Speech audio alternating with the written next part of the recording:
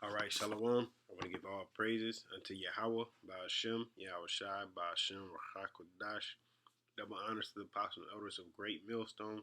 Blessings to the elect of Yasharahla. Salaki. And salutations and blessings to you, Akim, out there enduring this truth across the four corners of the earth. Looking forward to the downfall and destruction of Babylon, also known as America today. Quick lesson. I hope this is actually screen recording everything. But as you can see over here in this article, all right, it says nuclear weapon states too slow to eliminate their nuclear arsenal, which is just the President Buhari, which is the president of Nigeria. Okay, as you can see, dated October 3rd, published 18 hours ago. And I'm gonna just kind of breeze through a little bit of it. One part in particular for sure, but and then of course get some scriptures. You know, as you see in the title, which will start it off. I'll wait. You know, but yeah. So let me just jump into this. It says President Muhammadu Buhari says Nigeria is worried about the slow pace of progress of nuclear weapon states to accomplish the total elimination of their nuclear arsenals. In accordance in accordance with their legal obligations, as he warned that the trafficking of nuclear materials remains a threat to the international peace and security. The president disclosed this in a video message to the high-level UN meeting on Friday, commemorating the International Day for the Total Elimination of Nuclear Weapons.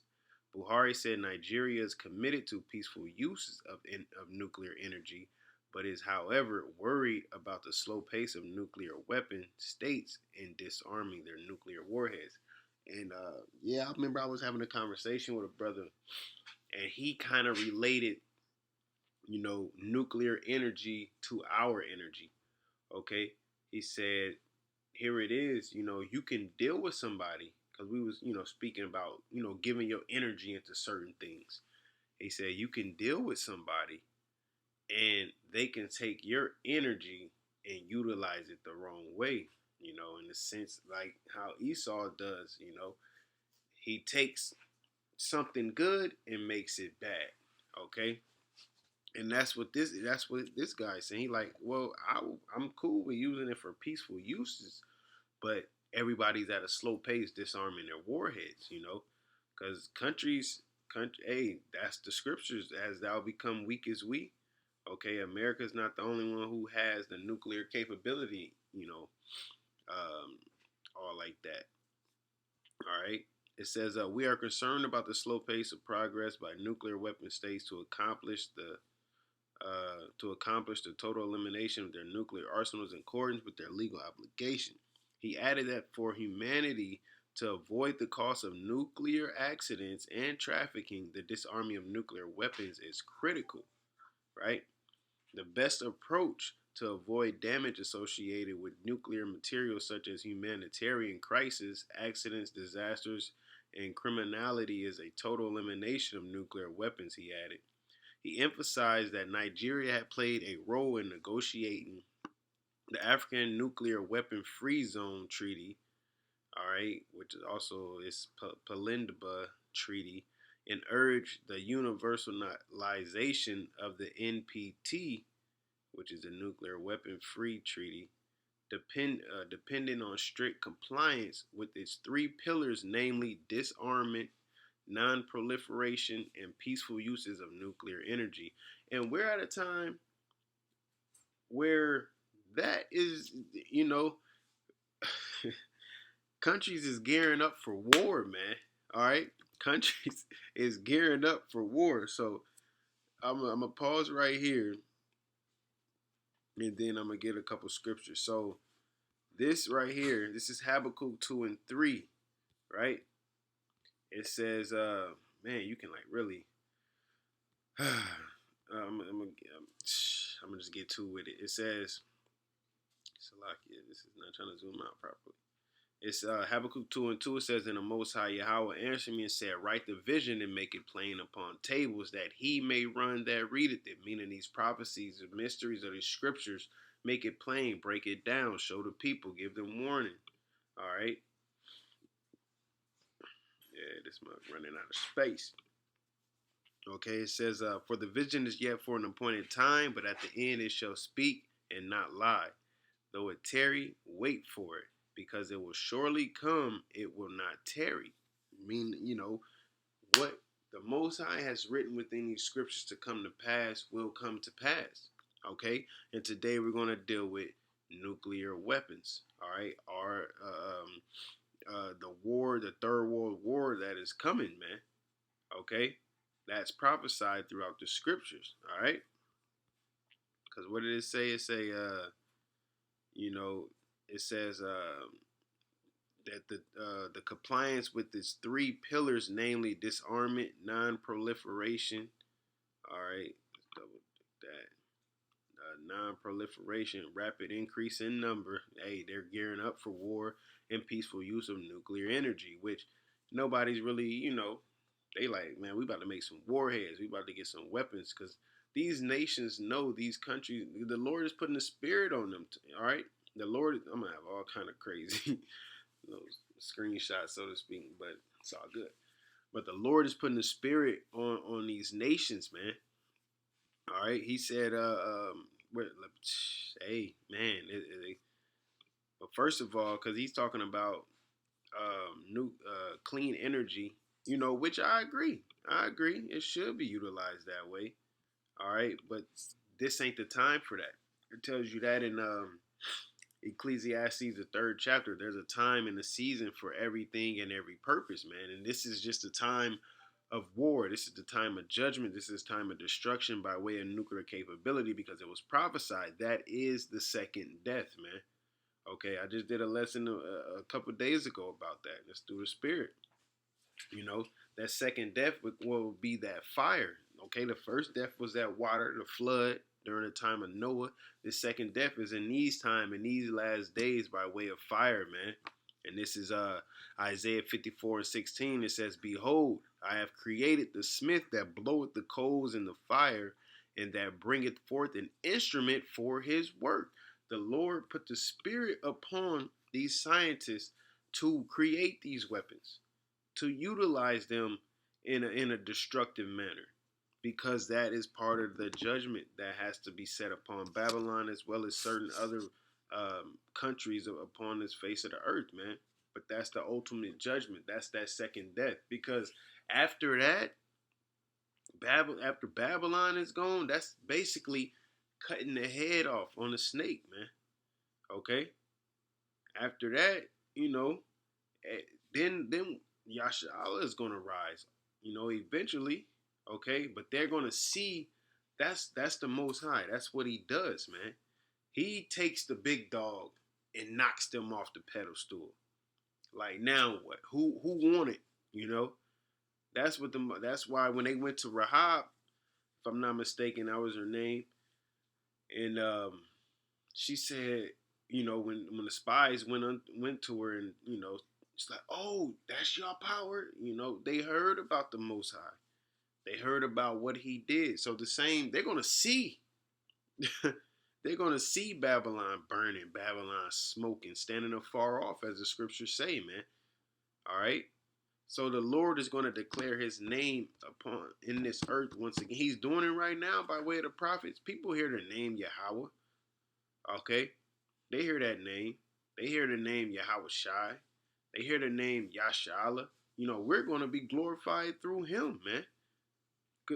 But all glory goes unto Him. But they're going to fear the Most High once again, man. Because why? He created the smith that bloweth the coals in the fire, and that bringeth forth an instrument for His work, which is the second death, which is destruction, man. And I have created the waster to destroy. Okay? So ultimately, it's the Most High who's done it anyway. So if because you're going to have people praying that it doesn't happen, praying that it don't come to pass. Well, it's the Most High who's orchestrating it all, man. Okay, y'all thought He was playing. That's what it is. People think that He's playing. As a spirit that's been going out there, people don't fear Him, man. Okay? Part of that fear is reverence, respect. So people don't respect the Heavenly Father, man. So how's he going to get his respect? He's going to earn it. He's going to earn it, man. He's going to earn it. All right.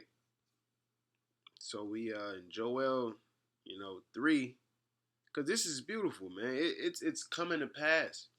Okay. Though it tarry, wait for it shall surely come, man.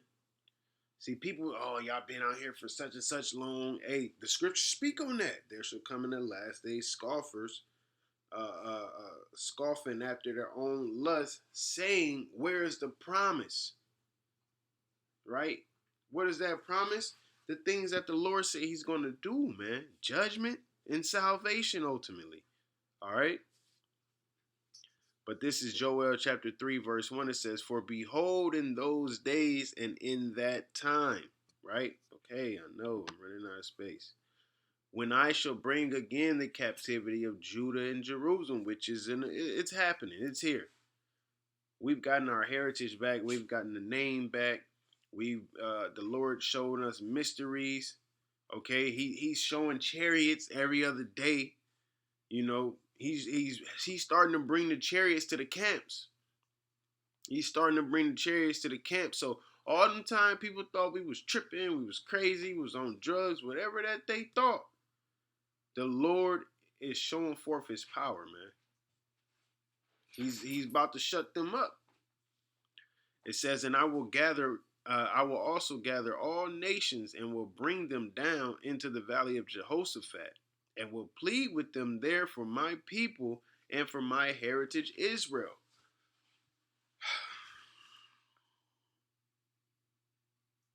I had to take a moment of silence. It's that simple, man. He's not pleading for everybody. Okay, when you look up Jehoshaphat, what? It says Yahawah Shaphat, meaning what? Yahawah's judgment. Okay? Yahawah's judgment. So wait. He's going to bring everybody to the valley where he's going to judge them. What? And will plead with them there for my people and for my heritage Israel. He's not going to bring all nations to the valley of Jehoshaphat and plead and plead for all nations and every heritage. No, Israel, whom they have scattered among the nations and parted my land. It's that simple. You want to know why the Gentiles and everybody else and the heathen can't be saved? Okay, well, Gentiles is in actual other nations. Okay, this is why the Lord said, man. All right, Shalom. Yeah, so I can see I was running out of space, so it stopped the video. Had to clear up a little bit, and now we are back, which I'm, pretty much wrapping it up. So I'm going to read Joel 3 and 2 again. I'm going to actually start at the top and kind of breeze through it, and probably stop a little further down. All right. So this is Joel 3 and 1. It says, for behold, in those days and in that time, when I shall bring again the captivity of Judah and Jerusalem, which has happened by way of now, like it says in Ezekiel 37 about that stick being joined together. The northern kingdom and the southern kingdom coming back together. Okay. It says, I will also gather all nations that will bring them down into the valley of Jehoshaphat, which is Yahawah Shaphat, Yahawah's judgment, the Most High's judgment. All right. And will plead with them there for my people and for my heritage, not the whole world. He's going to bring people to the valley of judgment and plead for the nation of Israel, whom they have scattered among the nations and parted my land. And they have cast lots for my people and have given a boy for an harlot and sold a girl for wine that they might drink. Yeah. And what have ye to do with me, O Tyre and Zidon, and all the coasts of Palestine? Will ye render me a recompense? And if ye recompense me swiftly and speedily, will I return your recompense upon your own head? You can't. There's nothing you can do to stop what's coming, man. Okay? It says, because ye have taken my silver and my gold, and have carried into your temples my goodly pleasant things. The children also of Judah and the children of Jerusalem have ye sold unto the Grecians, that ye might remove them far from their border. Okay, and we was sold into slavery. All right. All nations had a chance in having us in slavery, man. This right here is just the worst slavery that we've been through. This right here is the only slavery that we went through and didn't know who we were, and wasn't able to openly pretty much keep our customs, man. All right. It says, behold, I will raise them out of the place. Whoo-wee. I will raise them out of the place whither ye have sold them, and will return your recompense upon your own head. And I will sell your sons and your daughters into the hand of the children of Judah, and they shall sell them to the Sabians, to a people far off. For the Lord hath spoken it. Proclaim ye this among the Gentiles. Prepare war. Wake up the mighty men. Let all the men of war draw near. Let them come up. Beat your plowshares into swords, and your pruning hooks into spears. Let the weak say, I am strong. Assemble yourselves, and come, all ye heathen, and gather yourselves together round about. Thither cause thy mighty ones to come down, O Most High. Let the heathen be wakened and come up to the valley of Jehoshaphat, for there will I sit to judge all the heathen round about. And that's what it is. There ain't no clean energy. There ain't no nuclear weapon dissimulations and none of that, man. None of that. None of that. All right. So I'm gonna get a little bit more in this article, and then we're gonna close it out. It says, while there are no easy solutions when we confront one of the gravest existential threats to the survival of the human race, we must remain undeterred and committed to a world of safety and security, one without the volatility.